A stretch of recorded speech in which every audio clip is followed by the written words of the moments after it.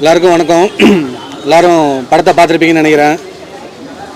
கண்டிப்பாக உங்களுக்கு பிடிச்சிருக்குன்னு நம்புகிறேன். ஸோ உங்களோட எழுத்து தான் வந்து நாளைக்கு என்னோடய தலையெழுத்தா என்னன்றது தெரியும்.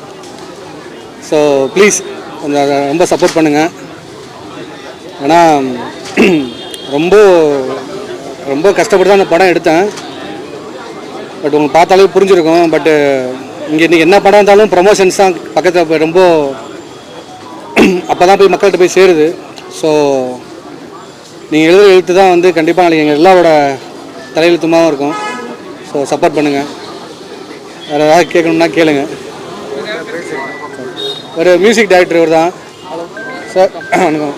நீங்கள் பேசுங்க சார். வணக்கம். எல்லாருக்கும் ரொம்ப நன்றி வந்து பார்த்ததுக்கு. இந்த படத்தில் 4 பாட்டு இருக்குது. ஒன்று வந்து விவேக் சார் எழுதியிருக்காரு, பிரதீப் குமார் பாடியிருக்காங்க. பட் ஆனால் கொஞ்சம் படத்தோட லென்த்துக்காக வெறும் பல்லவி மட்டும்தான் இருந்தது. ஆடியோவில் ஃபுல் பாட்டும் இருக்குது. இன்னொரு பாட்டு வந்து ஆதித்யா பாடி தமிழ் மணி எழுதியிருக்காங்க. இன்னொரு பாட்டு வந்து கெனிஷான்னு ஒருத்தங்க பாடியிருக்காங்க. கெனிஷா. லிரிக்ஸ் ரைட்டர் வந்துட்டு விஜய் சண்முகம் அவங்க எழுதியிருக்காங்க. ஸோ ஃபுல் ஸ்கோர்ஸ் நான் தான் பண்ணியிருக்கேன் ஃபுல் படத்துக்கு. எதாவது அண்டர்லைன் பண்ணணும்.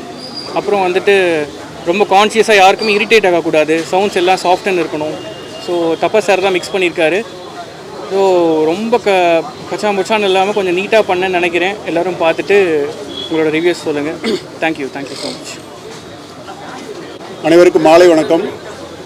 ஒரு நல்ல படைப்பை மக்கள் மனதுக்கு எடுத்து செல்கிற அற்புதமான வேலை செய்கிற அந்த பத்திரிகை, மீடியா, தொலைக்காட்சிகளுக்கு மிகப்பெரிய நன்றி. இந்த படம் கொண்டு போய் சேர்த்தணும். நிறைய பேர் உழைப்பு போட்டிருக்கோம். கண்டிப்பாக சப்போர்ட் பண்ணுங்க. நம்புகிறேன் உங்களுக்கு பிடிச்சிருக்குன்னு நம்புகிறேன்.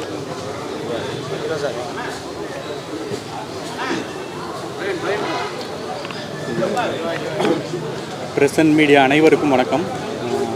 முக்கியமாக இந்த படம் வந்து சோஷியல் அவேர்னஸ்க்காக எடுக்கப்பட்ட படமாக தான் நான் பார்க்குறேன்.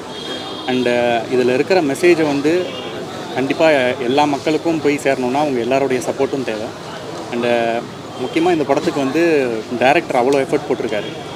ஸோ கண்டிப்பாக இந்த படம் உங்கள் எல்லாருக்கும் பிடிக்குன்றதை நாங்கள் நம்புகிறோம். தேங்க்யூ. நாளைக்கு படம் ரிலீஸ் ஆகுது. மறக்காமல் எல்லோரும் போய் தேட்டருக்கு போய் பாருங்கள்.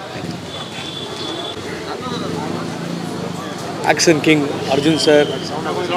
அப்படியா? Action king Arjun sir, Aishwarya Rajesh அவங்க 2 பேரும் இணைந்து நடித்திருக்கிற தீயவர் குழி நடுங்க படம் நாளைக்கு ரிலீஸ் ஆகுது. இப்போ ஃப்ரெஷ் ஷோ பார்த்துட்டு வந்திருக்காங்க எல்லாருமே. ஒரு நல்ல ஒரு இன்ட்ரெஸ்டிங்கான ஒரு மூவி. எங்களுக்கு ரொம்ப பிடிச்சிருக்கு. கண்டிப்பாக உங்களுக்கும் பிடிக்கும்னு நினைக்கிறேன். ஸோ தேட்டரில் போய் படத்தை பாருங்கள், என்ஜாய் பண்ணுங்கள், உங்கள் ஃப்ரெண்ட்ஸுக்கும் ஷேர் பண்ணுங்கள்.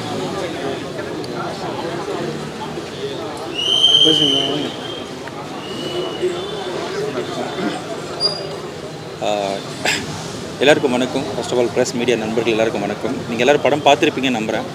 அந்த படத்தில் எப்படி சொல்கிறது, Aishwarya Rajesh ma'am, action king Arjun sir, அந்த த்ரில்லர் ஜோனில் அந்த படம் போயிட்டுருக்கு.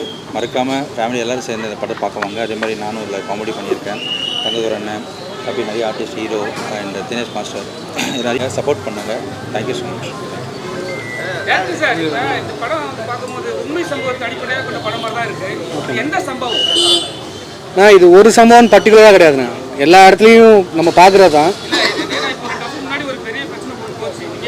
ஆமாம் ஆமாம். இல்லை அதாண்ணா, இது பர்டிகுலராக அதுவும் கிடையாது. ஸோ நிறையா இதில் நடந்த சம்பவத்தை நம்மளோட ஸ்க்ரீன் பிளேயில் பண்ணுறோம், அவ்வளோதான். ஸோ யார்?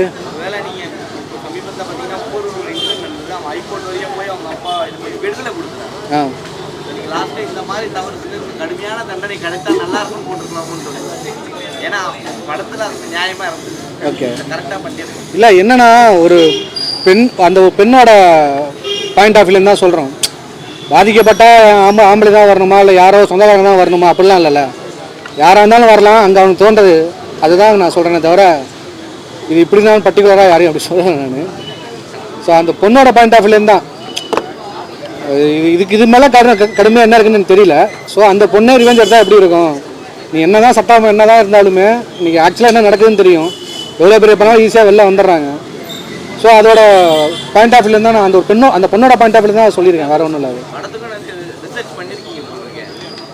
அதான் எது இல்லை, அது எனக்கு ஓன் லைஃப்பில் நடந்தது. ஆக்சுவலாக நான் நிறையா கொரட்டை விடுவேன், எனக்கு மூக்கில் வச்சுருக்காங்க. அது எனக்கு புதுசாக இருந்துச்சு. ஆக்சுவலாக அந்த பையன் விடிய விடிய பேசுவான் அன்றைக்கி ஒரு 4 நாள், அதனால அதை வச்சேன், அவ்வளோதான், வேறு எதுவும் இல்லை.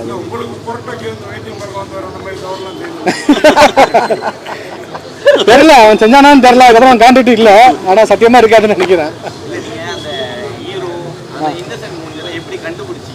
யார் யார் இல்லை, இவரை பார்த்தாலே உங்களுக்கு இன்னசென்ட் தானே தெரியுது. நான் இதை பர்டிகுலராக நான் சொல்லணும்னு இல்லைல்ல, இல்லை அதனால தான் நீங்கள் ஃபஸ்ட்டாக மேக்ஸிமம் அந்த இன்னசென்ட்டாக இருக்கணுன்றதுக்காக தான் நீங்கள் சொல்லிட்டாங்க ரிவீல் ஆகிறோம் நாளைக்கு ஒரு நாள் மட்டும். ஆமாம், இல்லை அவங்க கிளாஸ் ஆல்ரெடி ஒரு 1 வீக் பிஃபோராகவே ட்ரைனிங் பண்ணிட்டு தான் இருந்தாங்க.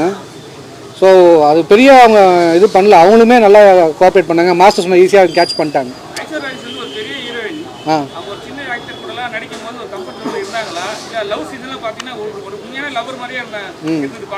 ஆமாம் ஆமாம், இல்லை அவங்க ஆர்டிஸ்ட்டு புது ஆர்டிஸ்ட் அப்படிலாம் யாரையும் பார்க்க மாட்டாங்க. அவங்க ஸ்பேஸ் என்ன ஈவன் தோ அப்படி பார்த்தா அவங்கள தவிர எல்லாருமே மெயின் கேட்டு தான் பண்ணியிருப்பாங்க. அபிராமி போர்ஷனோட சரி அவங்க ஸ்க்ரீன் ப்ளேஸ் அவ்வளோ கொடுப்பாங்க ஆக்சுவலாக. ஸோ ரொம்ப அவங்க எல்லாருக்குமே ரொம்ப கோஆப்ரேட் பண்ணி தான் பண்ணாங்க, யாருக்கும் அந்த இதெல்லாம் இல்லை.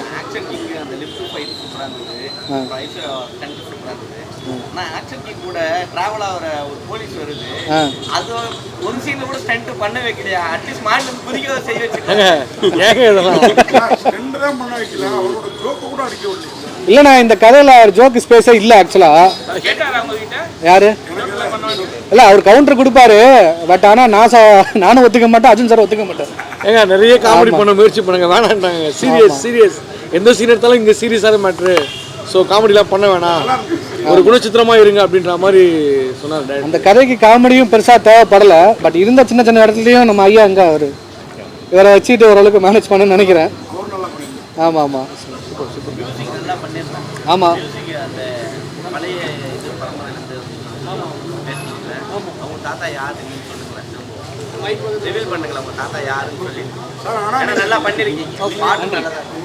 Super sir.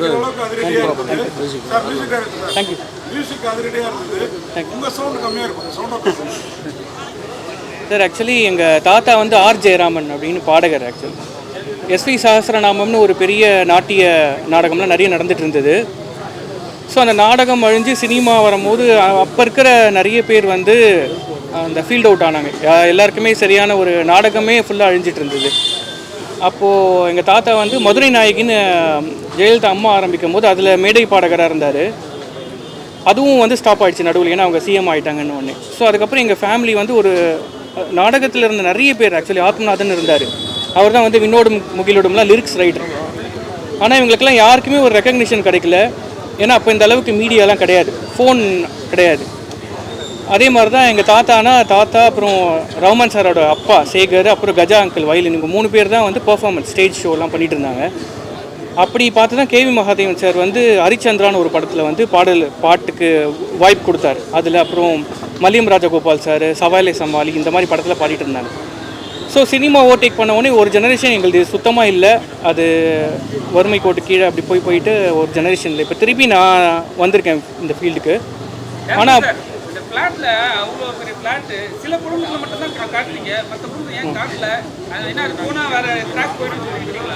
இல்லை ஆமாண்ணா, அது ஆக்சுவலாக இங்கே ஜென்ரலாகவே நிறையா இருக்குது. ஆக்சுவலாக அந்த மாதிரி சிட்டி அவுட்டருக்கான அப்பார்ட்மெண்ட்ஸில் பார்த்தா அங்கங்கே இருப்பாங்களே தவிர ஃபுல்லாக யாருமே ஆக்குப்பைடாக இருக்க மாட்டாங்க. கதைக்கும் தேவைப்படலை, வேறு கேட்டஸ் கதைக்காகவும் தேவைப்படலை, நம்ம வாண்டடாக அது புகுத்துற மாதிரி இருக்கும். ஸோ அதனால் எல்லாம் பெரிய கேரக்டர்ஸ் தான், ஆக்டர் எல்லாமே தெரிஞ்ச முகங்களாக இருக்குது. படம் முடிஞ்சது வெளியில் வந்தால் பத்திரிகையாளர் என்ன கேட்பாங்க, என்ன சொல்ல போகிறாங்கன்னு எதிர்பார்க்க கூட இருப்பாங்களே. ஆனால் பெரிய ஆர்டிஸ்ட் யாருமே காணும், ஐஸ்வர் ராஜேஷும் காணும், அர்ஜுன் சாரும் காணும். ஆனால் சின்ன ஆர்டிஸ்ட் சொல்கிற எல்லாருமே படத்துக்கு சப்போர்ட்டாக கூட நிற்கிறாங்க. ஏன் இல்லை ஆக்சுவலாக கூப்பிட்டும் பார்த்தேன், அவங்க ஷூட்டிங்கில் இருக்காங்க. ப்ளஸ் நான் இது சடனாக பிளான் பண்ணேன். ரிலீஸ் வந்து ரொம்ப நாளாக 1 மந்த் முன்னாடி தான் அனௌன்ஸ்மெண்ட்லாம் பண்ணலை. சடனாக பிளான் பண்ணி சடனாக போயிட்டதால யாரையும் அவங்க புஷ் பண்ண முடியல. முந்தா நேற்று வரைக்குமே அவங்க கேட்டுட்டு தான் இருந்தாங்க என்ன பண்ணணுன்னுட்டுன்னு.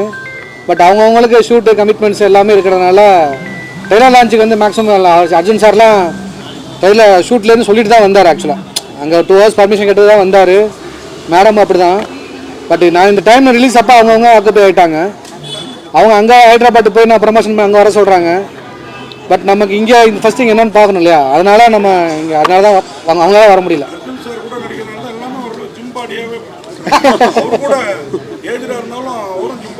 ஆமாம் இல்லை கதைக்கு தானே எதுவும் வாண்டடாக புகுத்தலை எதுவுமே.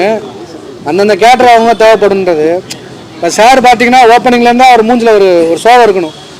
அவர் சிரித்தாலுமே அதில் ஒரு சோகம் இருக்கணும். நீங்கள் அந்த ஒரு சீன்லாம் பார்த்தீங்கனாலுமே அவர் மூஞ்சில் ஒரு சோகம் இருக்கும். ஸோ அந்த மாதிரி தான். ஸோ இவருமே அப்படி தான். எல்லாமே கதைக்காக சூஸ் பண்ணதாமே தவிர வாண்டடாக எதுவும் புகுத்தலை நான். ஆமாம் ஆக்சுவலாக உண்மையிலேயே வந்து வேலராமூர்த்தி கிட்ட தான் நான் சாரை பண்ண சொன்னேன். கதை படிச்சுட்டு சார் அதை பண்ணல இதுதான் பண்ணேன் சார் தான் சொன்னாங்க, நான் சொல்லலை. அதுக்கப்புறம் நானே அடாப்ட் ஆகி ரைட்டர்னா எப்படி பண்ணலாம் அப்படின்றது தான் ஆக்சுவலாக அதுக்கப்புறம் மாற்றணும். ஆமாம் ஆமாம் கண்டிப்பாக.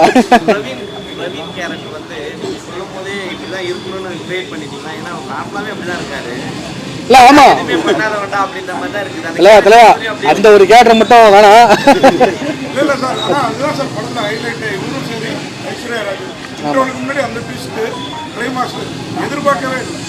கண்டிப்பா கண்டிப்பா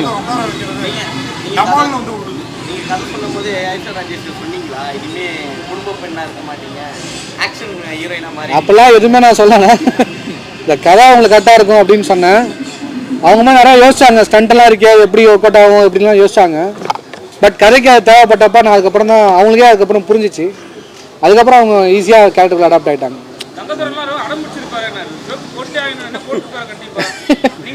இல்லை அதுதான் போடவும் விடல, போட்டு எடிட் பண்ணிட்டாருங்க. அது தேவைப்படலை, அதனால அவர் எதுவும் பண்ண விடல. நான் இந்த கேள்வி இந்த படத்தை தாண்டி தான். பட் ஆனால் இந்த படத்துக்கு இந்த இருக்கக்கூடியவங்களுக்கு வந்து மதியானம் வந்து மாஸ் படத்துக்கு ஆண்ட்ரியா வந்து ஒரு பதில் சொல்லியிருக்காங்க. தமிழ் இயக்குநர்களுக்கு சரியான ஒரு கேரக்டரேஷன் பண்ண தெரியல அப்படின்ற மாதிரி சொல்லியிருக்கிறாங்க. மலையாளத்துல தான் பயங்கரமா எழுதுறாங்க, இது பண்றாங்க. இதை தமிழ் இயக்குனரா நீங்க எப்படி பாக்குறீங்க? இல்லை எனக்கு தெரில, அவங்க கருத்தாக இருக்கலாம். பட் இங்கே யாரும் அப்படிலாம் தெரியாமலாம் யாரும் இங்கே படம் பண்ணுறதில்ல, தெரியாமல் யாரும் எழுதுறதும் இல்லை. நல்லா எல்லாருமே நல்லா படம் பண்ணணும், நல்லா பண்ணணுன்னு தான் வராங்க. அது ஏதோ ஒரு மொமெண்ட்டில் எங்கெங்கேயோ ஒன்று மிஸ் ஆகலாமே தவிர அது அதான் தலைவா, அது அவங்க கருத்து. எனக்கு தெரில தலைவா, நான் நல்லா பண்ணுறேன்னு நான் நம்புகிறேன். அது மக்கள் பார்க்கட்டும்.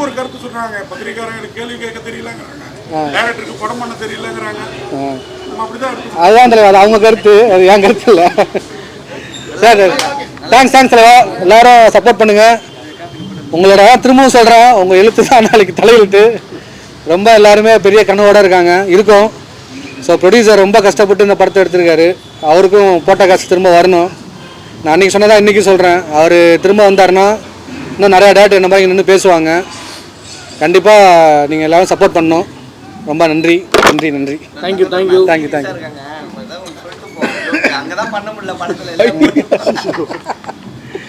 இல்லை உண்மையிலே வந்து புது இயக்குனர், புது ப்ரொடியூசரு. ஸோ பிரசன்ட் மீடியா நண்பர்கள் தான் சப்போர்ட் பண்ணணும். கண்டிப்பாக இந்த படம் பார்த்தீங்கன்னா கொஞ்சம் ஒரு புதுசான ஒரு கான்செப்டாக இருக்கும். கண்டிப்பாக இன்ட்ரெஸ்டிங்காக இருக்கும். ஸோ நம்பிக்கையோடு இருக்காங்க எல்லாருமே. ஸோ அந்த நம்பிக்கை வந்து ஆடியன்ஸும் கண்டிப்பாக அந்த நம்பிக்கை போய் சேரும் அவங்களுக்கு.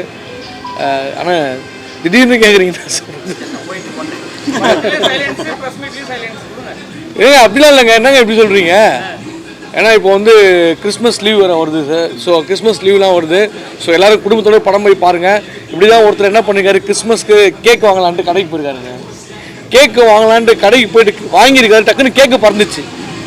ஏன் தெரியுமா? ஏன்னா அது பிளைன் கேட்கலாம். ஆனால் இது என்னாலே கேட்க முடியல. ரொம்ப நன்றி.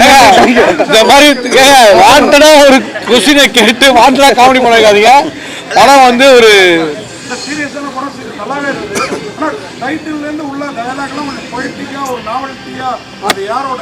அதுதான் ரைட்டருங்க.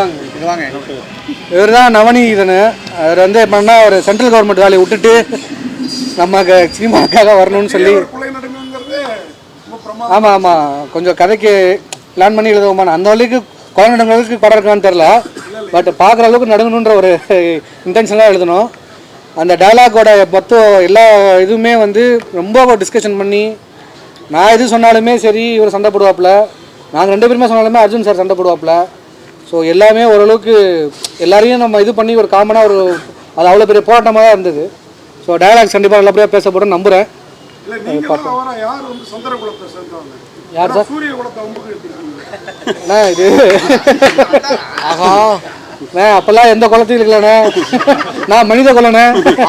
அதனால வந்து சும்மா அது ஒரு ஏஸ்தட்டிக்காக ஒரு டயலாக் சொல்லணும், அது ஒரு அது பெருசாக பேசணுன்றதுக்காக அதான் சந்திரகுளம் தெப்பகுளம் நீச்சல் குளம் அதுதானே. Thank you thank you thank you thank you sir thank you.